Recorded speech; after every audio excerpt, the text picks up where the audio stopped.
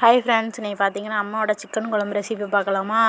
வெங்காயம், தேங்காய் சில்லு, இஞ்சி பூண்டு எல்லாமே உரித்து வச்சாச்சு. எல்லாத்தையுமே ஒரு அடி அடிச்சிடுவாங்க அம்மா. அதுக்கப்புறம் சிக்கனுமே எடுத்துகிட்டு வந்துட்டாங்க. அதுக்கப்புறம் வந்துட்டு கல்சட்டி தான் வச்சுருக்காங்க. எண்ணெய் ஊற்றுனதுக்கப்புறம் பட்டை வகைகள் எல்லாத்தையுமே போட்டுட்டு அதுக்கப்புறம் இஞ்சி பூண்டு பேஸ்ட்டுமே போட்டாச்சு.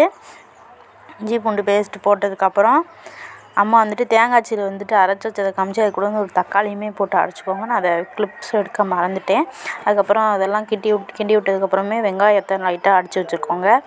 அம்மியில் அரைச்சி வச்சுருக்காங்களா அதையுமே போட்டாச்சு. தேங்காய் சீல் மட்டும்தான் மிக்சியில் அரைச்சோம். மிச்சது எல்லாத்தையுமே அம்மியில் போட்டு நல்லா அரைச்சாச்சு. அதுக்கப்புறம் கறியுமே போட்டு நல்லா கிண்டி விட்டாங்க.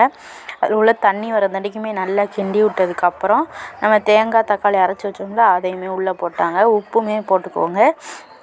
அதுக்கப்புறம் பார்த்திங்கன்னா அம்மா வீட்டில் அரைச்சி வச்ச மசால் பொடி இருக்குல்ல அதுவுமே போட்டாங்க. தேவையான அளவு போட்டுக்கிட்டாங்க. நாங்கள் ஒவ்வொருத்தவங்க காரம் நிறையா போடுவாங்க, கம்மியாக போடுவாங்க. எங்கள் அம்மாவுக்கு எவ்வளோ போட்டுக்காங்கன்னு தெரிஞ்சு அந்த அளவுக்கு போட்டுக்கிட்டாங்க. போட்டதுக்கப்புறம் அது நல்லா கொதித்து வரவும் நல்லெண்ணெய் பச்சை எண்ணெயை வந்துட்டு மேலே ஊற்றிட்டு இறக்கிட்டாங்க. இறக்குனதுக்கப்புறம் அப்படியே சாப்பிட ஆரம்பித்தாச்சு.